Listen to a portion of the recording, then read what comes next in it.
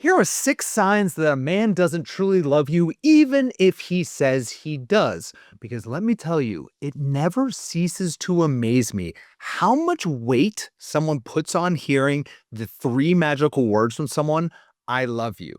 They're just words. They don't actually mean anything without real action. And I promise, I'm not trying to be some Debbie Downer just telling you that all men don't love you. Definitely not. I just want to be more of like a heartbreak avoiding Adam rather than a Debbie Downer. See what I did right there?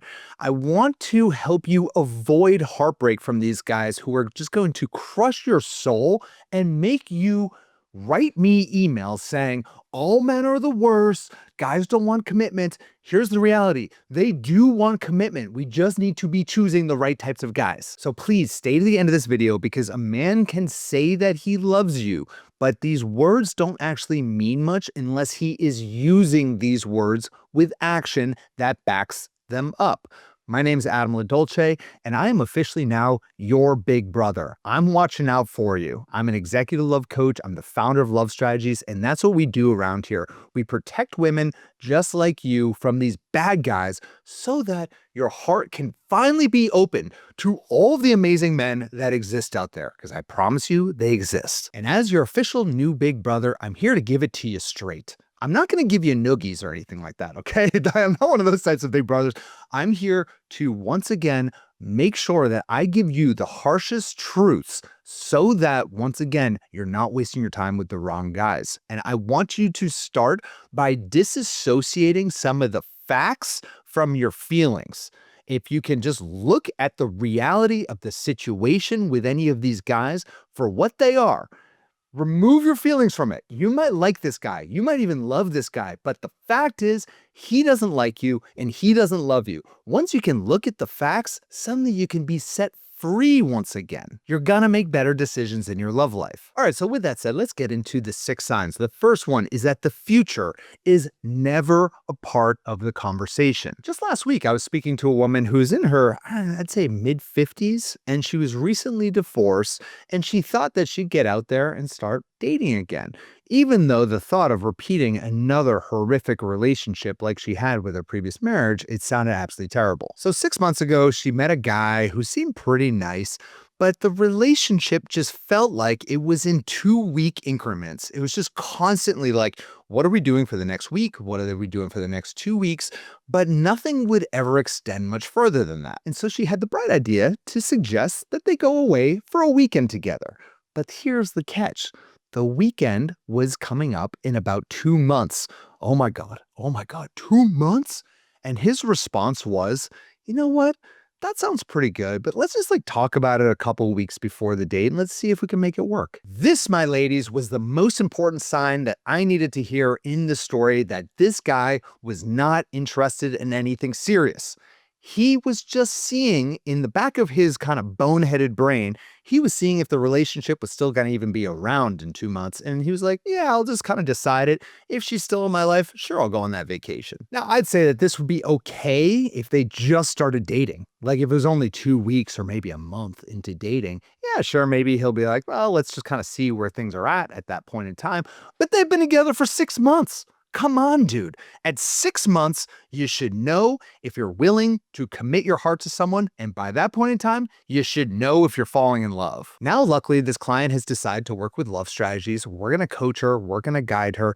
And we're going to ensure that this never happens again. She's going to follow this process we call the 7 little love steps, so that she never ends up in this type of ridiculous situationship ever again. It's impossible when you follow the 7 little love steps. And I guarantee that 6 months from now, she's going to wake up, she's going to roll over and look at a different guy, and she's going to say, wow, this is my person, because this guy is willing to plan a future with me, he's willing to invest in me, and he wants to see a life kind of being built between the two of us. That's what the little love steps do. If you want to learn the entire little love steps, we'll leave a link in the description, or you can go to thelovesteps.com. We have a free training there. It's going to walk you through this entire process of how to get out there and attract the right type of guy who actually wants a future with you. The second sign is that he's all audio and no video. What does that mean? Well, audio it's a podcast. It's all words. It's just words, words, words, words, yap, yap, yap, yap, yap. He can say all of the things in the world that he loves you, that he wants to spend the rest of his life with you, that he wants to meet your family. But at the end of the day, I don't really put much weight on words. It's all about the video. The video is action. It's what you can see with these two things right here, your eyes. You can actually see what he wants in a relationship. I would much prefer you ladies out there to be in a relationship with a guy who doesn't use much words when it comes to promises, but he's all action. Much rather that than the opposite. A guy who just says all the right things, but doesn't do anything with it. Let's say, for example, that you're talking to a guy and he tells you, I care about you so much and I really want to spend more time with your family. And then what happens? A big family reunion comes up and you think to yourself, oh my God, there's a perfect opportunity for me to introduce this guy to my family. Here's what a man who is all audio will do. He'll hear that a big family reunion's coming up and he will be busy. He'll be busy. He'll say, oh my God, sorry, that's unfortunate because I actually, oh man, I'm really busy that weekend. I got to do some work stuff. That's not happening. A man whose video will drop all of his plans because he already said that he cares about you, wants to spend time with his family. He's going to follow through on those words. Only look at the man's video. Don't listen to the audio. Number 3 is that he dismisses all of your boundaries. And I want to talk about this concept by telling you a quick little story of one of the quickest endings of a relationship that I've ever had in my life. This goes way back into the Wayback Machine when I was dating a woman in my early 20s and I was hanging out with my friends. And I remember on this given night, this was back when there were taxis, not when we had this whole Uber thing, all right? That might be aging me a little bit. But I was in a taxi, I got out of the taxi drove off, and I realized that I left my phone in the taxi. This is not a good thing if you live in Boston, Massachusetts, okay? The taxis here are not exactly the kindest people in the world, and this is before there was GPS to even track where in the world my phone was going. So we get to the restaurant, there's a group of us, we're just kind of hanging out. I'm talking about how I left my phone in the taxi. I can't believe I did that. I really needed my phone. And she talks to me across the entire table in front of all my friends, and she says, oh my God, Adam, you're such an idiot. And in my head, I was kind of like, come again? You just called me an idiot in front of everyone for leaving my phone in the taxi? Nonetheless, like, that's not really an idiotic thing to do. It's more clumsy than anything, but we'll set that aside. But I played it cool. I didn't say anything at the time. But an hour later, I kind of took her aside and I told her, like, look, I know that was kind of a boneheaded thing for me to leave my phone in a taxi, but please never call me an idiot, number 1.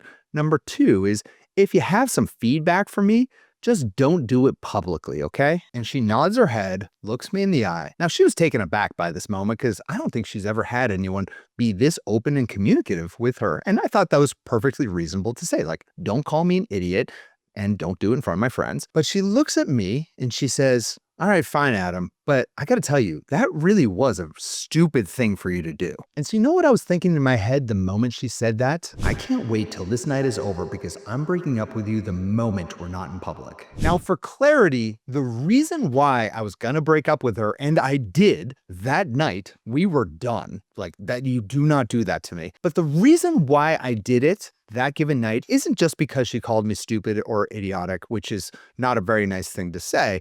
But more importantly, I broke up with her because I gave her a boundary. I said, don't say those things to me, number 1. And number 2, don't do it in public.